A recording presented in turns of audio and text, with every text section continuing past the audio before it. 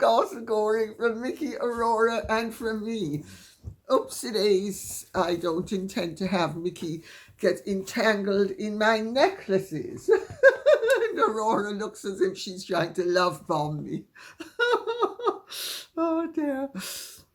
Well, I have lots of news, lots of ground to cover, and I have a juicy tidbit which I was going to save, but I have decided I'm not going to save it, but which I will explain in the fullness of time. And this is going to be a combination of hopefully entertaining, light, and momentous. So we'll start with Cornelia, who says, it's a conundrum. Netflix did not get to its current size by being stupid, yet its entire behavior, re the Sussexes, has been abysmally stupid, except perhaps for the first contract. I find it hard to believe they are continuing in this totally dumb support of Meghan and Harry. Mistakes happen all the time, but continuing to make it over and over like Netflix seems very odd. Well, that's just your assumption. But I have to tell you, I was told by somebody with impeccable Hollywood connections that in fact Meghan approached the board of the Oscars and suggested to them that she make an announcement and, do something wonderful about the Los Angeles, I think, California, it's not really Los Angeles, is it? Fires. And she also gave them a trailer of, and I'm going to quote now, of her, because I took notes, of her new Netflix program, which is with Love Meghan. It was being discussed. Then she went on and made a surprise podcast. Well, I'm not going to read out, I'm going to rephrase. She then has this before the board, and she is managing to convince some of the people that this is actually viable, and that she's going to use the Oscars, which are going to be aired on the 2nd of March. And her, with love, Meghan, love daddy, love brothers, love sisters, love everybody, is going to be airing on the 4th. And there's all sorts of talk about the fact that, in fact, it wasn't delayed because of the fires. The fires were used as an excuse, but because the jam and produce wasn't ready to be in the stalls in, I think, Dallas and Philadelphia. But anyway, she then, let me read it, made a surprise podcast announcement that she had hugged a young teenager who was upset, not so much about losing the house, but the big heartache of this little girl was her memorabilia of her favorite singer, Billie Eilish, who is a big American singer and actress. So what does Meghan do? She contacts some of her friends and asks, and remember, this came to me over a week ago, asks if anyone knows Eilish, then asks if some of the merch can be sent to her to pass on. Friends and professionals, actually. They say friends, but it's not only friends. There was a little bit of back and forth. Some of them said no. Let Billy send it to the girl herself. Meghan said no. She wanted to do this herself. She was then sent a box, and then she made the broadcast, which we all know about. So just let me.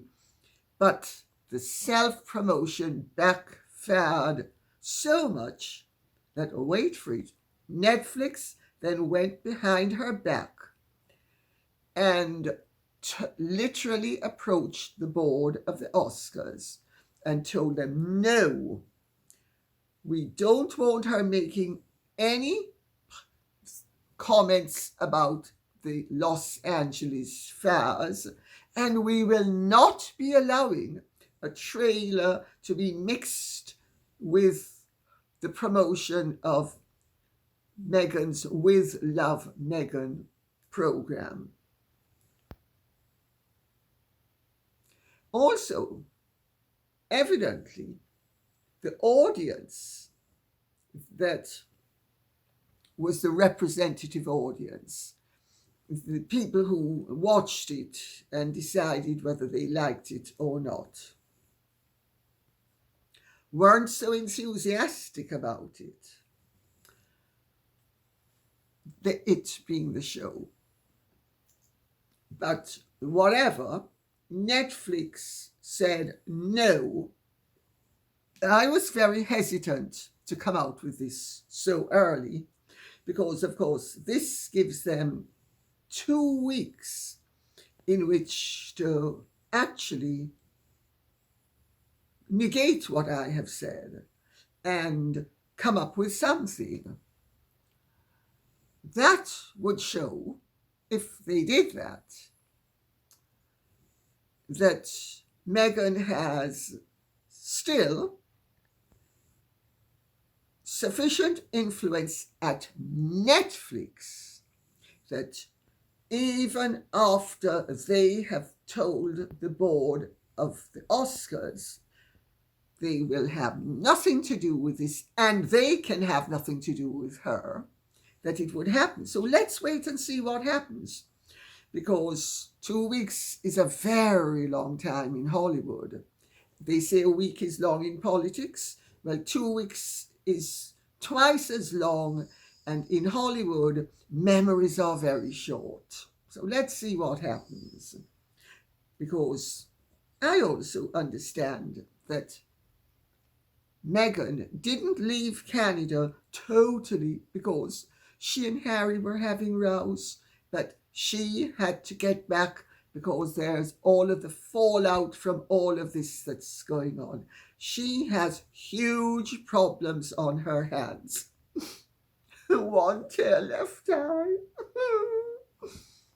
Catherine says, did the whole Wales family all fly on the same plane? Heir and son plus Charlotte and Louis? Yes, they did. They flew on a British Airways flight into Barbados. The possibility of a crash, although the Washington crash the other day showed that no matter what you calculate for, there can be huge problems. But the fact is, one of the safest means of travel is to actually, I'm trying to get my, I forgot to put my fur blanket on and I'm cold and Mickey's sitting on it. Okay, Mix, you can come. So yes, that they did fly together, but that's not so objectionable. It's the helicopter rides that are so much more concerning.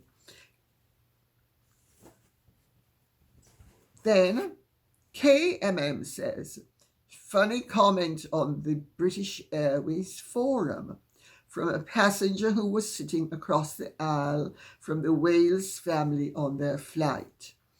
When the poster of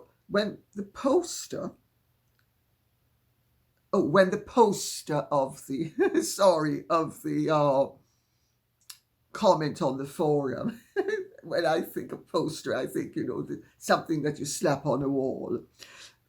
When the poster ordered a gin and tonic, Prince Louis said, "Can I have a G&T too, please?" Hilarious. Isn't it sweet? And Jane Austen fan says, "As much as I would have loved to have seen Catherine and William all glammed up for the BAFTA Awards, I think she has earned the right to pick and choose what she wants to do and to go on a nice family vacation and relax." I couldn't agree more. They can do the BAFTAs next year. Someone else can do the BAFTAs. They don't have to do the BAFTAs. Once you've had an illness as cancer, it focuses your attention with regards to your priorities in a very big way. And really, Catherine's first duty as a mother is to bring up those 3 children so that they will be a credit to their country, to their family, to themselves, and most important of all, to God. And incidentally, 1 or 2 people said to me, "Oh, how could you have violated their privacy by letting everybody know where they are?" I'm not violating their privacy. It was always obvious that somehow it was going to get out. And just reporting on the fact that they're having a lovely family holiday with her parents and the children in Mustique, which incidentally is very isolated. So it's a very small community, and I'm not reporting on what they're doing. I'm not saying any of that. I'm simply saying that they're there and I wish them to have a good time. And that's not violating anyone's privacy. So if you think it is, you're entitled to your opinion. I happen to think it's mistaken, and I have a differing opinion, and so I don't violate people's privacy needlessly. So let's leave that one at that, because I have a feeling that 1 or 2 people might have been over punctilious, and there's also the possibility that there is an infection of SS. S. Long says, "I think Netflix ordered her back home because she was self-destructing at the Invictus Games, and it certainly wasn't a positive impact on her upcoming show. The possibility of assault charges for attacking the woman in a wheelchair would have caused a Netflix meltdown." Well, I don't think there was any possibility of an assault charge. Yes, it's common assault, technically, but I really think that's a stretch. But yes, Netflix have been concerned. Netflix have tried to set things up in such a way with William Morris' endeavour that Meghan will actually listen and become more likable. Well, I suppose Meghan's way of being likable is to grab Harry and Muko eyes. "Oh, I so adore my prince. Oh, actually, is he my prince? No, he's my god. Oh, he's so fabulous. Oh, he's just divine." And when the cameras are off, it's a whole different story. But yes, my information accords with your opinion that there are problems that she's had to be dealing with. Poor Megsie baby. But you notice she's far too consequential to fly commercial. Oh no, not Megsie baby. You're not allowed to fly at all. And if you do, you better all cram in like sardines in a steerage ship in the air, while she flies solo. Oh, at least part of the way solo. Poor Megsie baby. Oh, life's so tough. Size 11 feet, size 11 footprint. Oh dear, oh dear. Phoenix Firebird says, is Harry concerned that to divorce Meghan would mean the insults and stories about his drug use, etc.? Maybe that is the hold she has, in addition to possibly must be the questions of their children, in case it's true. She could say he went along happily with it. Well, the evidence, my dear, is before your very eyes. Harry has been fully supportive of Meghan during the gestational period of both those children. So,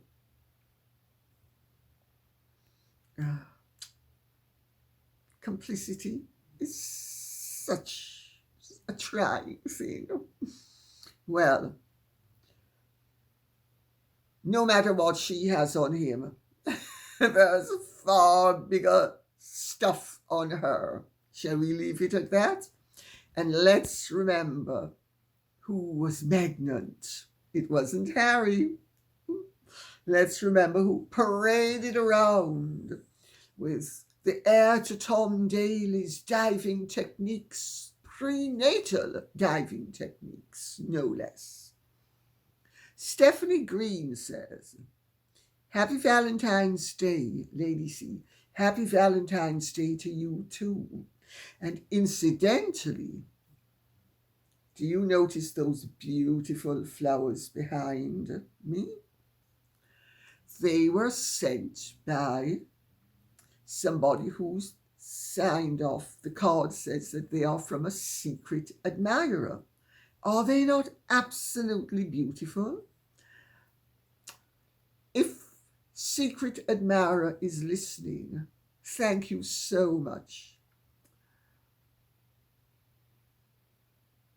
It would be nice if I could be let in on the secret of who my secret admirer is. But if I can't be, what can I say? They absolutely, aren't the flowers just absolutely to die for? They're so beautiful. So, that was my Valentine present from my secret admirer. Have you seen the YouTube conversation between Nigel Farage and the Duke of Marlborough at Blenheim? The Duke praised the Reform Party, President Trump, and looks just like Sir Winston. Could you share more information about him?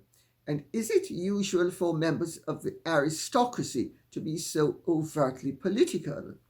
I agree with everything he said, but was thinking that, like the royal family, people of his stature avoid political endorsements. Thank you for your insights.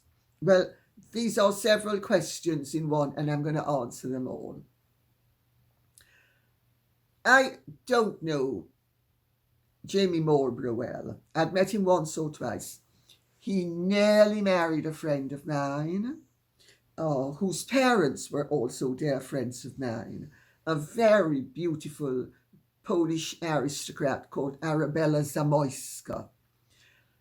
She's now married to Oliver Tobias, the actor. And he nearly married her, and his Aunt Sarah was one of my greatest friends when I was a young woman. In fact, in large measure, I owe an awful lot to Sarah, because it's through Sarah that I met some of the people I met. So let's put it that way. And Sarah was really wonderful. Just she loved young people. The role of the aristocracy is to be political. It's not to be apolitical. The royal family should not be overtly political. They should be above party politics. The aristocracy, like all other citizens in this country, should be overtly political.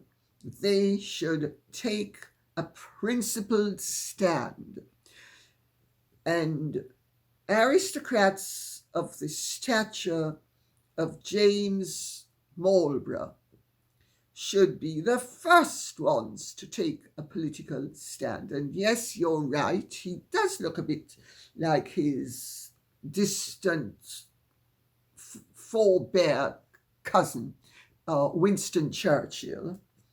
Because if I remember correctly, Winston Churchill was his great-grandfather's first cousin. Could be wrong there. It could be great-great-grandfather, but I think it was great-grandfather. And it's everybody's duty to be political, especially in the world at the moment, because we are waging a war between positivity and negativity, between good and bad, between right and wrong,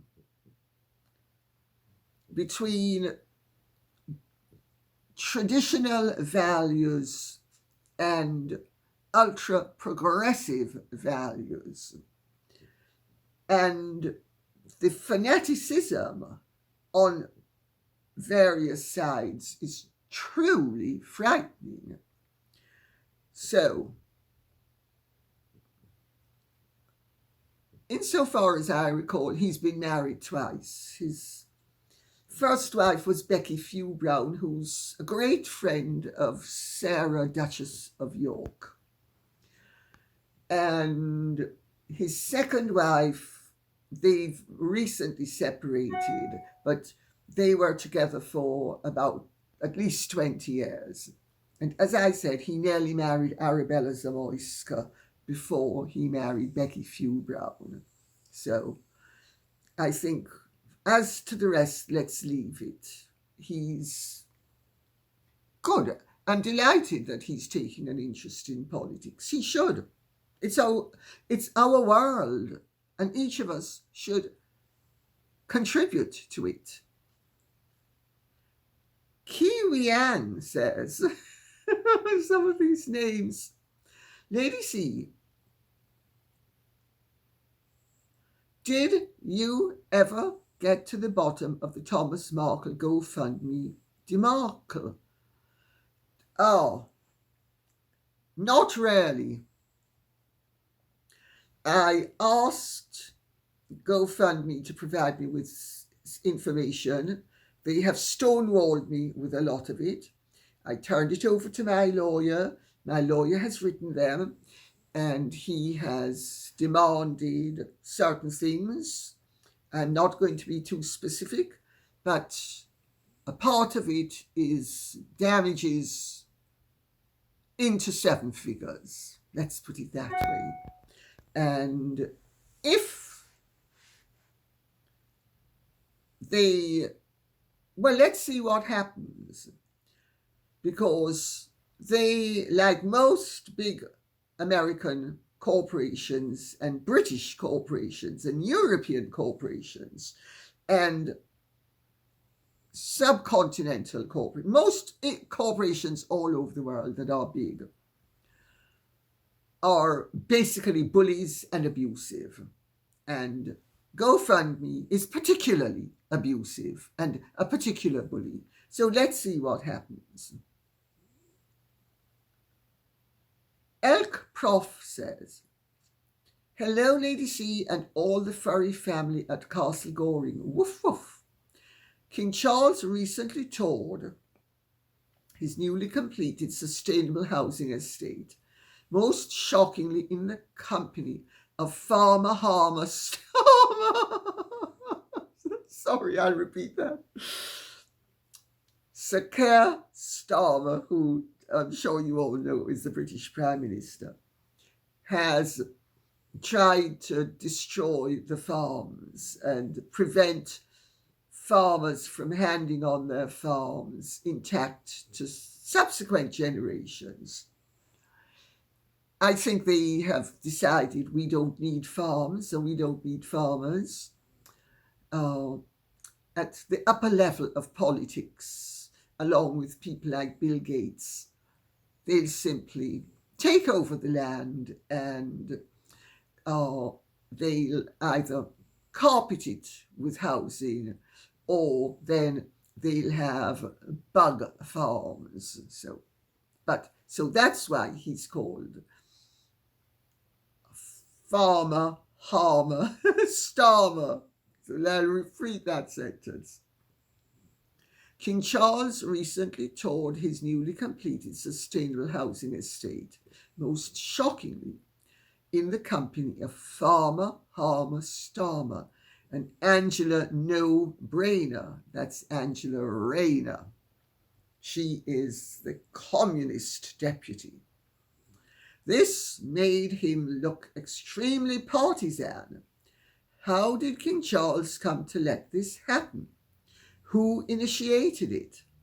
Was the king caught on his back foot to end up in this embarrassing glad handing with them? And didn't the vile Labour pair's private jet trip there undercut all the sustainability that went into the king's estate? Over here in Canada, I am mystified by such a gross and seemingly rookie error by such a seasoned royal.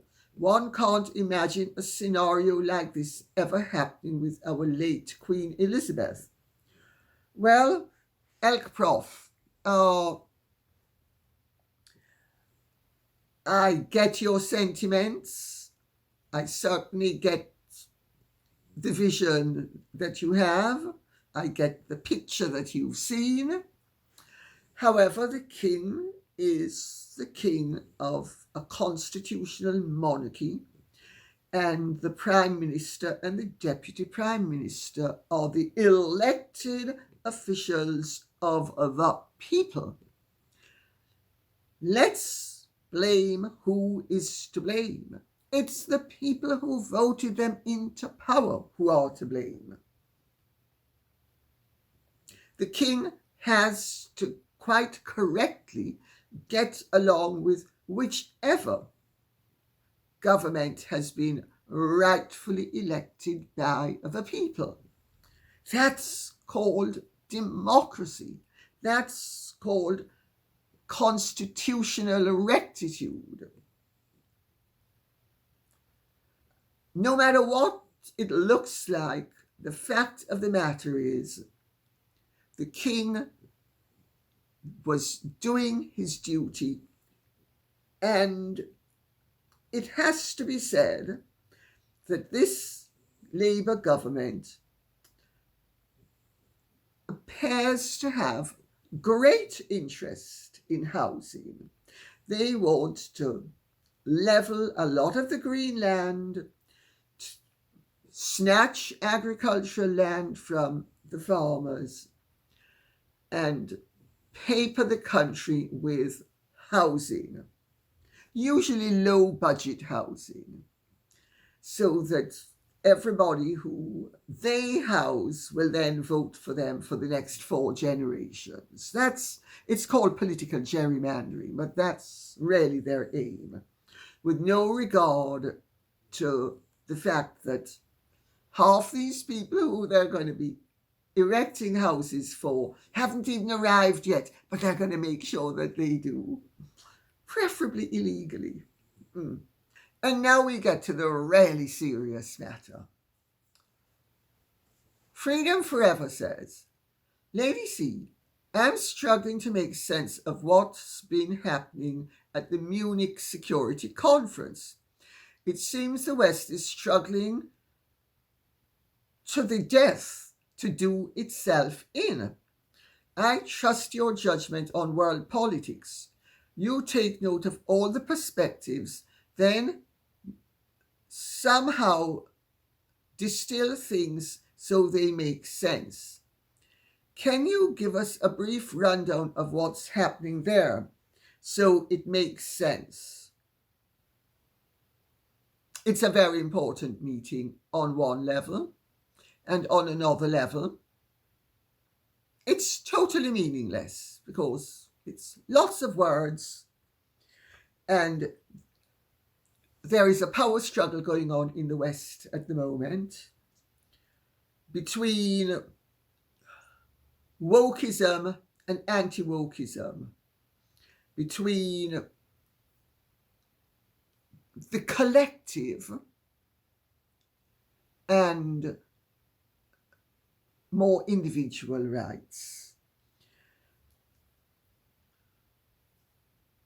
The US Vice President JD Vance gave a very interesting speech, and he made the point that the West's enemy is not Russia, it's itself. Its values, its determination to muzzle dissent and to get rid of free speech. I'm going to quote a little bit of what he said. In Britain and across Europe, free speech, I fear, is in retreat. The threat that I worry the most about vis-a-vis Europe is not Russia, it's not China or any other external actor. What I worry about is the threat from within. He then said, tying the terror attack in Munich to inaction over illegal mass migration. We saw the horrors wrought by these decisions yesterday in this very city. How many times must we suffer these appalling setbacks?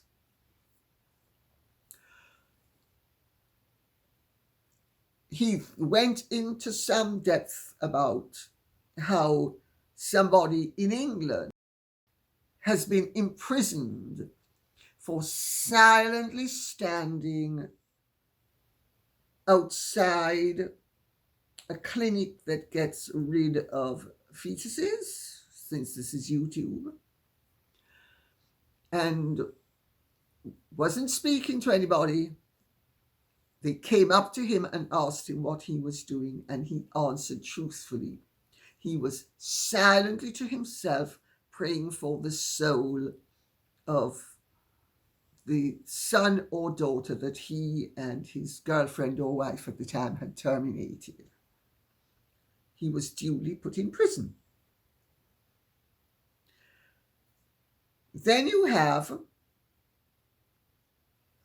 Volodymyr Zelensky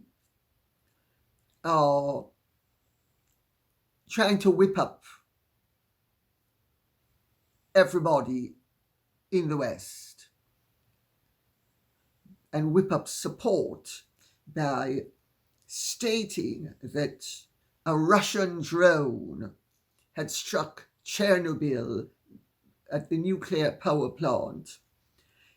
Well, the Russians, via their spokeswoman, Maria Zakharova, from the Russian Foreign Ministry, said it's nothing to do with us. There was never any doubt that Zelensky would come to the Munich conference empty-handed. The hands of the Kiev regime must always be busy with some children's rattles to distract the attention of the conference participants. Zelensky travels with performances that are backed up by provocations. Is there any doubt in anyone's mind that this is a provocation? There can be no doubt. A performance was needed to lobby for arms deliveries and convince the world public. A scary, bloody, and very dangerous performance, she said, stating that using Chernobyl was blackmail. Well, what does Volodymyr Zelensky, who, let's remember, is an entertainer and a performer and was a comedian. And comedians are not like actors. They have to think on their feet. They have to read an audience. And Zelensky is very good at reading the audience. And Zelensky has got his act down pat.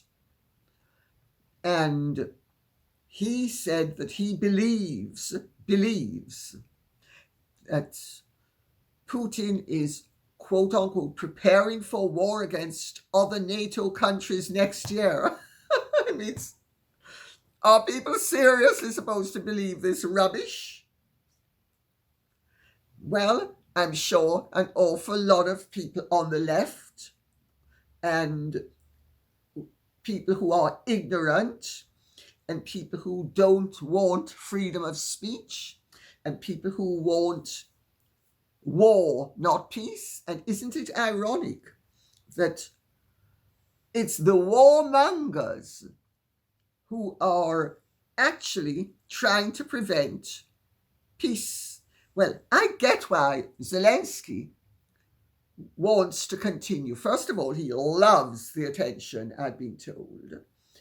And he loves performing. And he's graduated from little dives in Kiev onto a world stage with his uniform of fatigues, so to speak. And also, Zelensky, to give him his due, a few years ago, he and Putin nearly settled the war. And Boris Johnson, on behalf of Joe Biden, is the one who scuppered that. So now, Trump, who wants peace, is a warmonger and an appeaser. And Trump is going to be... And I'll say what else Zelensky said. Russia can go forward to Ukraine or they will go to Poland or to the Baltic. All I've got from intelligence is that they're preparing the war against NATO countries next year. And I think so, but I don't know. God bless. We will stop this crazy guy and we will not have war in the world, in Europe. But you will not stop him just to say, yes, we will stop. It is not enough. So he wants to stop the war by continuing it. I'm sorry. And people are supposed to believe this claptrap. Zelensky wrote that Putin is preparing to continue deceiving the world. Every night, Russia carries out such attacks on Ukraine's infrastructure and cities. Russia continues to expand its army and shows no change in its deranged anti-human state rhetoric. Now, let's remember, Russia is the one that's saying it wants peace. And Zelensky is the one who's saying he wants war. So let's remember who's saying what and whose position is what. This means that Putin is definitely not preparing for negotiations. He is preparing to continue deceiving the world. This is why there must be unified pressure from all who value life, pressure on the aggressor. Russia must be held accountable for its actions. Unbelievable. I know Zelensky has a good reputation in certain quarters in the West. Zelensky has an appalling reputation in Ukraine. Let me tell you that. I have many Ukrainian friends, and I have a lot of contacts who I'm not friends with, but people who give me information. Zelensky is loathed. And also, if you think Zelensky is democratic, this great freedom fighter, he has no right electorally to be the president of Ukraine. None whatsoever. He is a puppet, originally, of the CIA, planted there to create problems so that there could be a war, that they would provoke, if not a war, provoke acts of hostility, which would actually then allow the United States to dump its obsolete weapons in the Ukraine. And when I say the United States, I am referring to the military-industrial complex that President Eisenhower warned about. I'm not speaking about the American people. This is no criticism of the American people. Aside from the fact my nieces and nephew are American, and I went to school partly in America, and I love Americans. So it's nothing to do with the American people.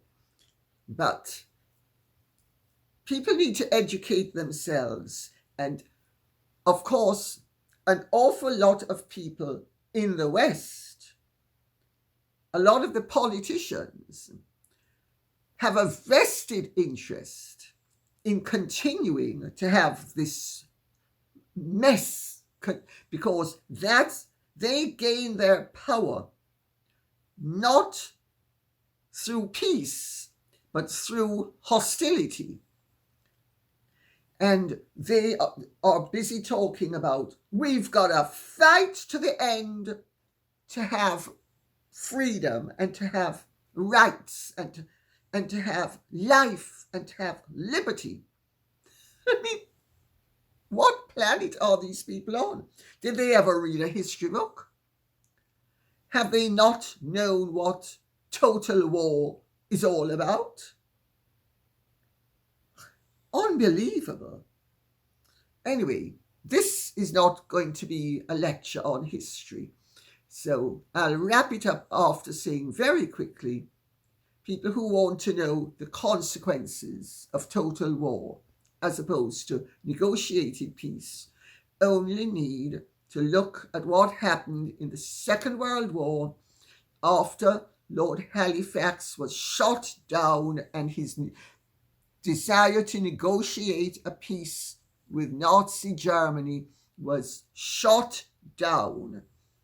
And the objective of total annihilation became the objective. Britain went into the Second World War to preserve Poland's independence. 6 years later, it stood by and allowed Joseph Stalin's army, and Joseph Stalin was a far bigger monster than Hitler. Not that Hitler wasn't a monster, but Stalin was an even worse monster, and he killed far more people than Hitler killed.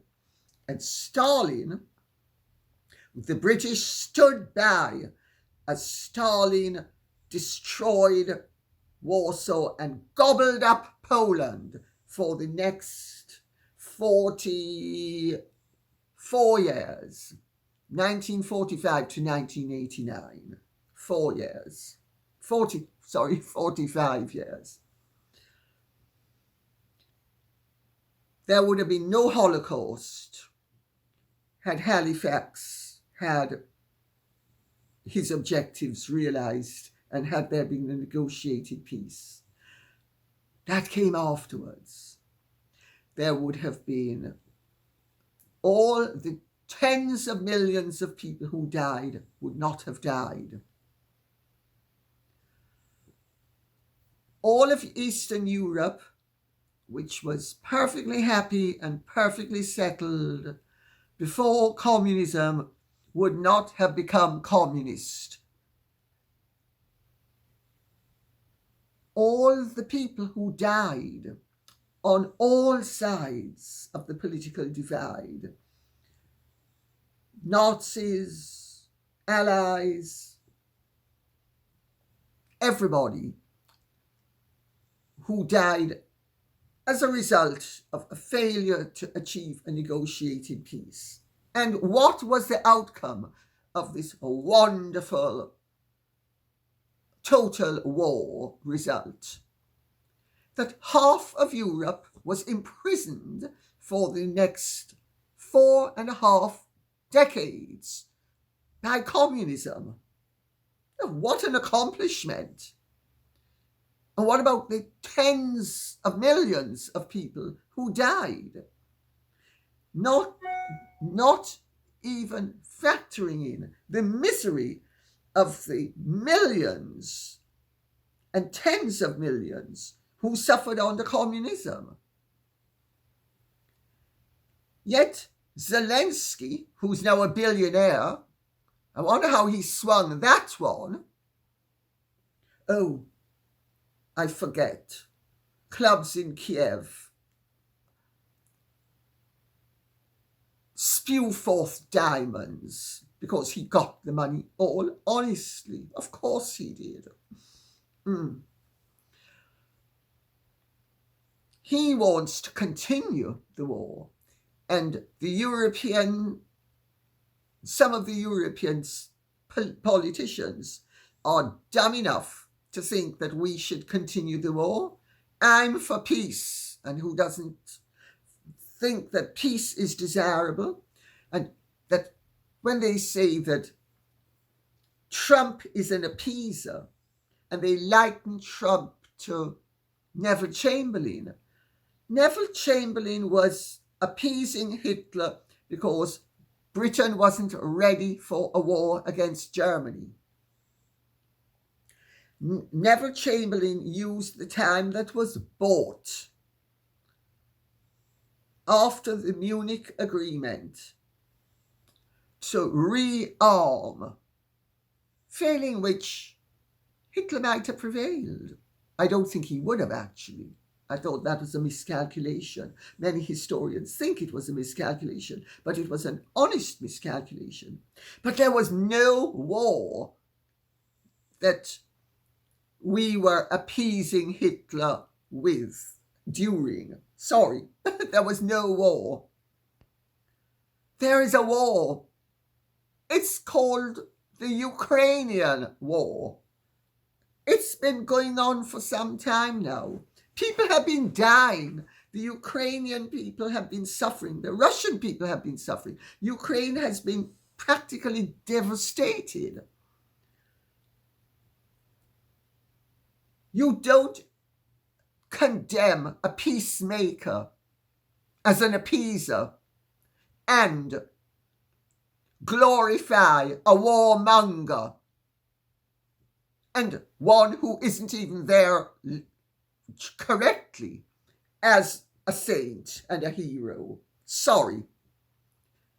People have no idea what they're talking about when they come up with some of the things they're saying. And aside from anything else, it negates the suffering of the Ukrainian people. And the Ukrainian people are the ones who will continue to pay the price, more so than anyone else. The Russian people to an extent, but it's the Ukrainian people who will suffer. Of course, to an extent, all of this is grandstanding. But Zelensky and one or two of the crazy politicians, including Starmer, think that they would be able to continue the war without the good offices of the Americans and against Russia. Are these people insane or just stupid? And I think I've said enough. And on that note, I'll say thank you very much for listening. I hope this has been of some interest to you.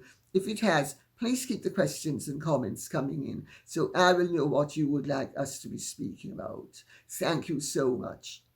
And if you have enjoyed this, would you care to like, share, subscribe, press the notification bell, and Godspeed. Bye-bye.